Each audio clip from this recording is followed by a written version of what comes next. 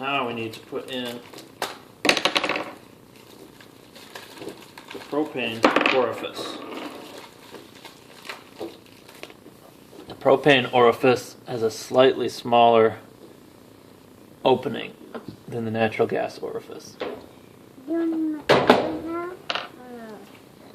Yes, the flashlight would help, Sophie.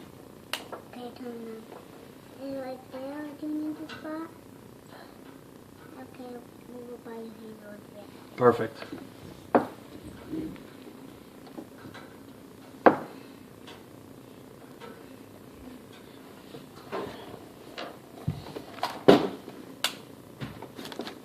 Watch the video of you. Or Now the orifice is hand tight, and I will just do a little bit further with either a socket wrench or an appropriate crescent wrench of some kind, but not too tight. is they're taking a video of you? Yes, it is. Is this a long video? Yes.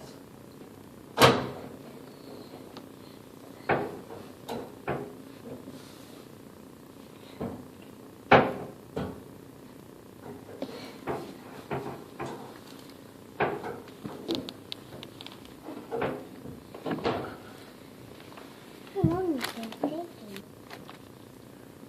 I gave up on my adjustable wrench, and I'm now using a 3/8 socket just because it's a little simpler. Also, for reference, I am using the Samsung LP kit to do the replacement. It was about 20 bucks.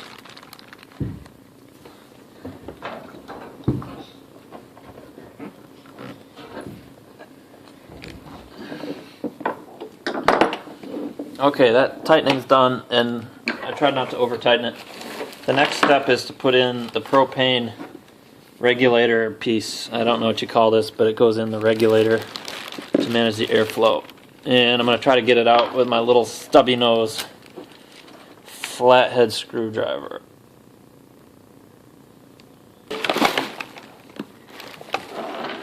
Careful, girls.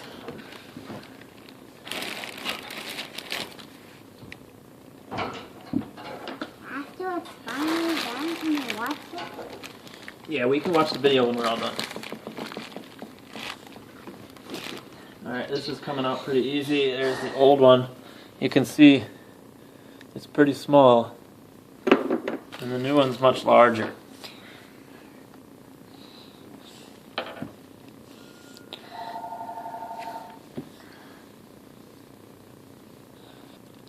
Okay, now I've got the new adapter piece into the regulator. And it's finger tight. I'm just going to tighten it a little bit more with my stubby nose flathead screwdriver.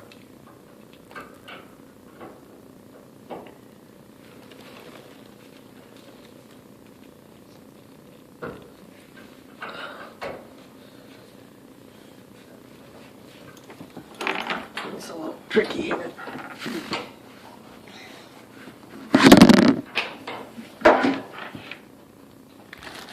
Okay, now I've got that piece installed, so we've got all our new propane pieces in. I just need to put this, which is controls the flame and oxygen and the propane mixture, back together with this screw. And you gotta slide it in here like this, and then put it over top of the orifice, and then just use your stubby screwdriver set to Phillips mode.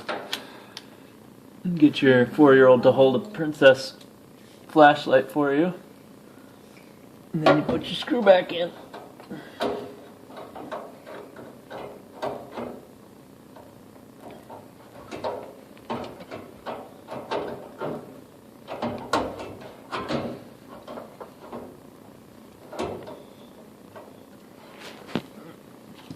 Gonna pause the video while I monkey with it. Unlike the actual orifice, this screw seems to need to be pretty tight, so I switched to a 10mm ratchet head, which I probably should have started with, just to get it a little tighter. Yeah, I scratched my fingers up a little bit, didn't I, honey? feel like there should be more than one screw in here, but there's not. So I'm going to get it pretty tight, because this is the thing that actually controls the flame and I don't want it moving. There, that's pretty tight.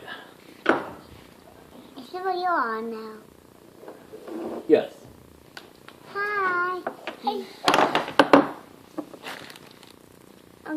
Okay, to review what we've done, we got a new piece right here. I don't know what to call that little gold thing, but it's that right there. And then there's a new orifice over there where it makes the flame that we just finished. Now I'm just going to make sure everything's connected and I didn't disconnect anything accidentally.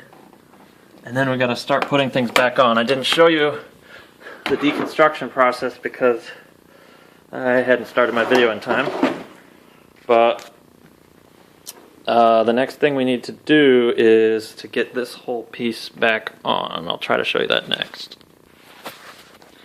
Okay, we've got to get, there's 3 pieces on the bottom, 1, 2, 3, and there's 3 holes in the bottom of this piece. This is the front assembly, so you basically just need to clip it on from the bottom.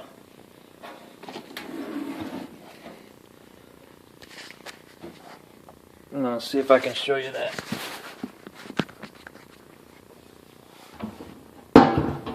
Lift it up, get it on, and then I'm just going to feel it, make sure I got it. Use my princess flashlight to take a look, and it looks like I got it in there.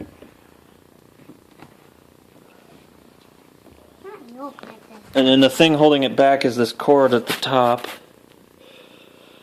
Yeah, sorry, this isn't my princess flashlight. This is yours, isn't it, honey? Let's turn that off so we don't waste your battery. Now I'm going to push this back on. And there's 2 clips up here that are going to have to get popped in. One there and one there. But first I'm going to work on the 2 screws right by where the lint trap are on the left and right sides of your picture.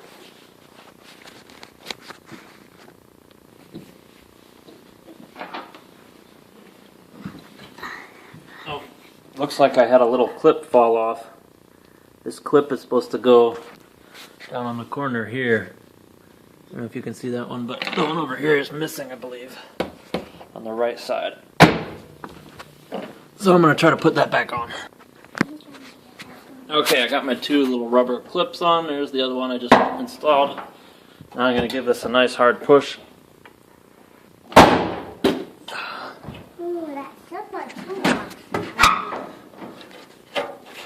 I'm actually going to connect this too.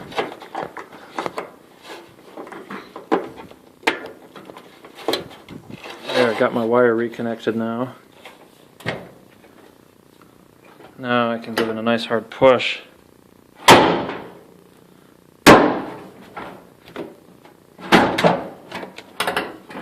Almost. Gotta get it lined up just right.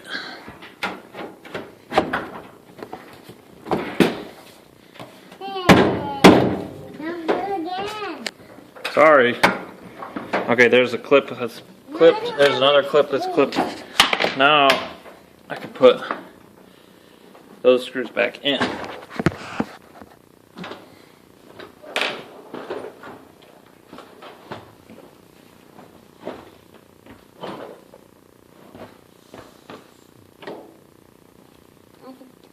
Okay, if you're like me and you forgot which screws are which, the ones that have these little washers are the ones that go for the lint trap. Can I put this right here? Yeah.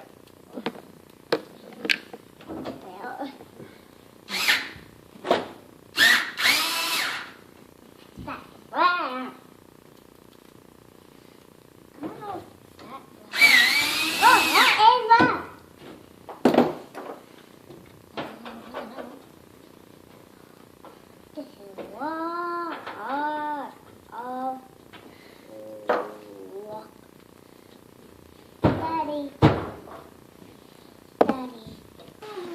Okay, the next step is the 4 screws that go on top here. 1, 2, 3, 4. And they look like this. I'm just going to put those in. Okay, now I've got my 4 screws in here. 1, 2, 3, 4. And the next step is to put this control panel back on. When I was taking it off, like all these great brittle plastic pieces, they just kind of break when you take them apart. So I've got this. My daughter recommended super glue, but I am too lazy for that right now. So I'm just going to try to snap this back on, starting from the bottom. And we'll see how that goes. Okay, now I've got the control panel back on, but it just feels a little looser than normal because I'm missing these 2 pieces right here. The next step is to use these 3 screws here to install this electronic control box or whatever it's called on the side. I'm going to put it right here.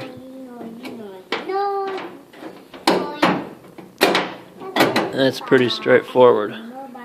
Just do your 3 screws, 1, 2, 3. Okay, now I got those 3 screws are in. 1, 2, 3. And I need to use these 2 screws here to put this plastic piece back, which snaps in somehow. And I'll show you the finished product. It snaps in right behind the control panel. Not exactly sure the purpose other than to keep the lid secure. Okay, after a lot of trial and error, I figured out that this white plastic piece fits in just like this. And it actually makes the control panel snap on a lot more easily. Feels much more secure. And I don't seem to care so much that I lost these 2 pieces that broke off.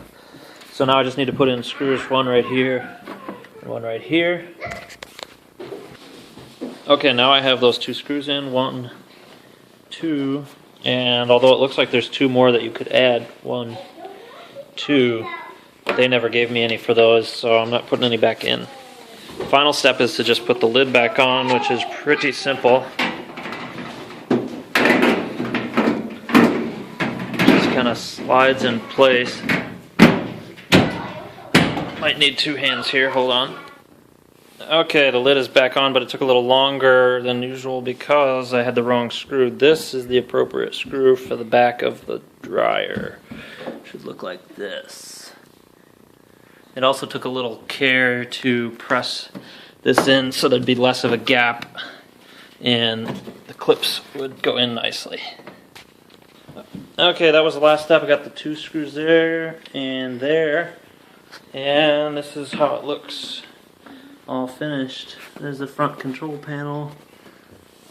And there's the bottom. That's what it should look like. I haven't even hooked this up or used it yet. For reference, here is the inside. And that I think is the model number. Here's a little more. There we go. That's the model number right there.